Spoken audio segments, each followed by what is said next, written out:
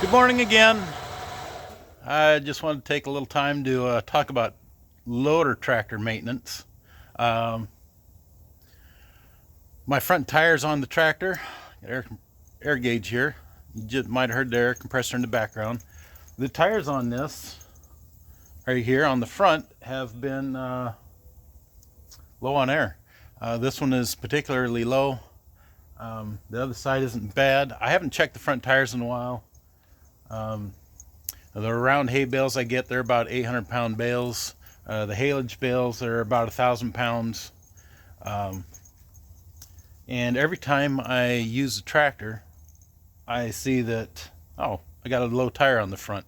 Before I destroy that tire, I better put air in it, save it. It's a good tire. Why do you want to spend time and money on getting another tire or fixing one? So anyway, I keep putting the thing off.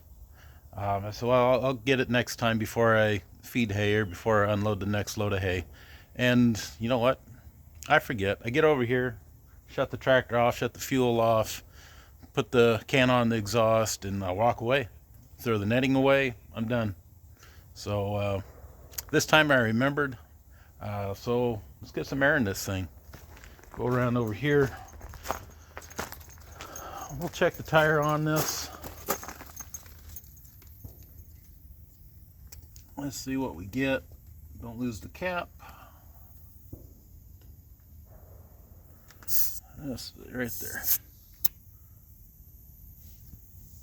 I don't know if you can see that, but I got 20 pounds.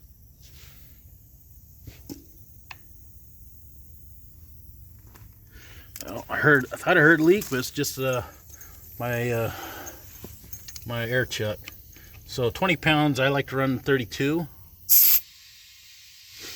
It'll help you steer easier loaded, especially loaded, and definitely acts more like power steering when you're unloaded.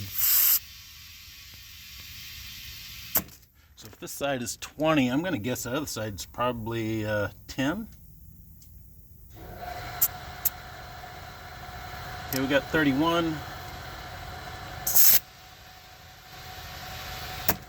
Should be good.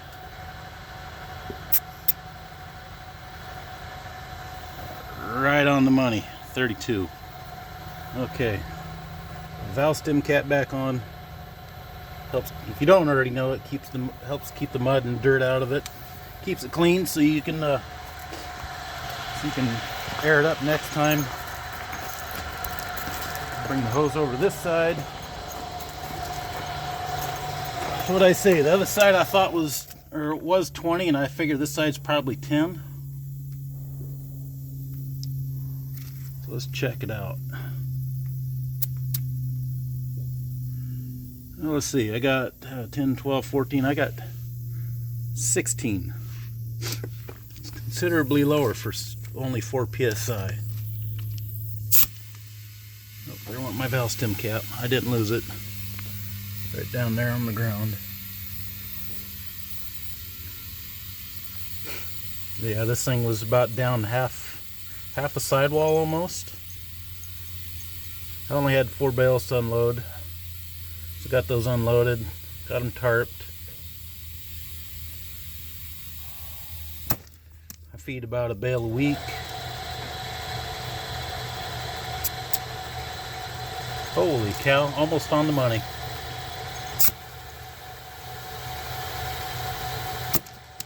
There we go.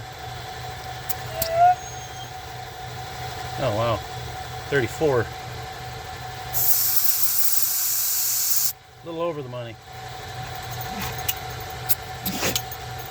There we go. 32.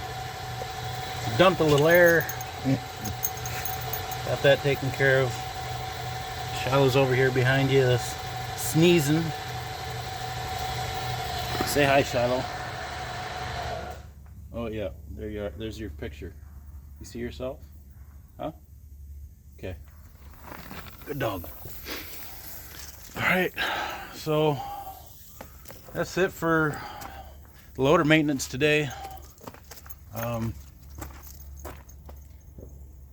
Really doesn't need a whole lot else. I mean, this tractor's It's a good tractor, but it also make a good parts tractor.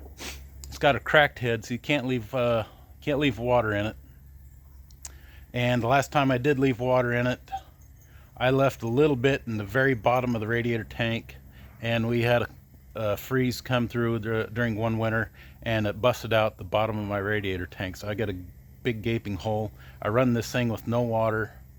I try not to run it for more than 10 to 15 minutes. I know a lot of demolition derby car guys, you know, they figure 15 minutes is all the longer they're going to run, especially if they blow a hose. It's going to dump all the water out. You're working the car hard in a derby, you're revving it. You're getting hit, you can't think much anyway.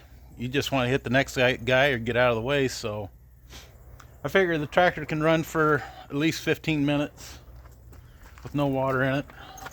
If you don't believe me about the radiator tank, here's the bottom, and here's the other half. So I've got an idea on how to fix that without taking the tank off or without finding another one. I had a chance at a tank on Facebook for 200 or 250 bucks plus shipping, and I missed it. Not that I want to replace the radiator on this again, or not on this one, but I've done a G before, and it's not bad.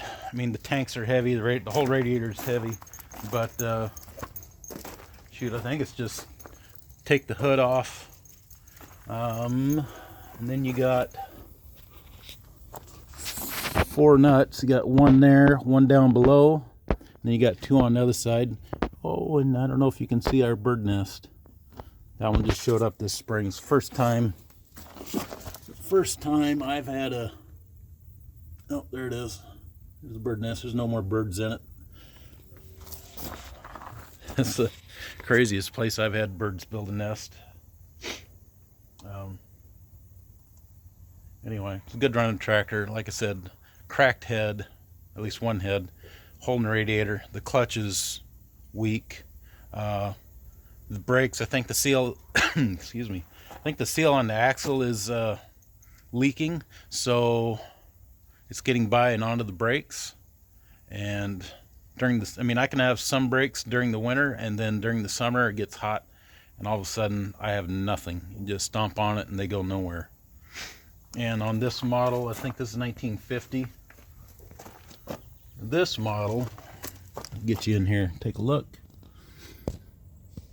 Your brake is right here. I can't get you. It's right there.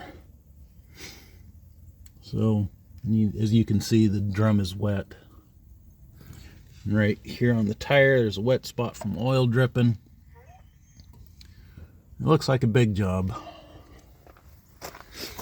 First you'd have to, well, I guess you don't have to take the wheel off here. I suppose you could take the bolts out here, take it off, and then well,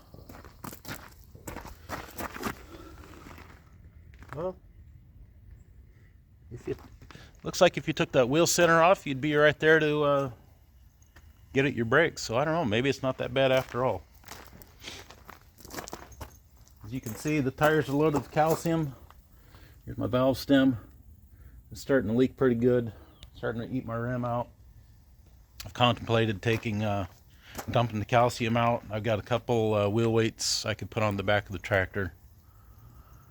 But that's not going to weigh as much as the calcium, so not sure what I'm going to do. I've patched rims before, but that's a big job too, because you got to bust a tire off, and I can patch the rim no problem, but my back is in a condition to where I don't really want to break down big tires anymore. And I don't want to pay anybody to do it. Most of the time when you pay somebody to do it, they say, oh, your rim's shot, we're not going to mess with it. Or the rim is rusted to the, or the tire's rusted to the rim, especially on these old tractors. So I mean, it's a good running tractor. Transmission works good. The engine runs good. At some point the lights quit working. I don't know if that's the light switch or not, but it's been a considering the condition of this tractor from 1950, and like I said, the cracks and the hole in the radiator and the clutch is getting bad and the brakes don't work most of the time, it's still a decent tractor. So I keep using it to unload hay. So anyway, that's it for maintenance. A little Sunday morning talk. Make sure your tires are up to pressure when you're on your loader tractor, especially. You don't want to have a blowout and tip over. So anyway, I'm gonna put everything away, go back in the house, and see what we're doing next. So enjoy the rest of your day, and thanks for watching. Bye.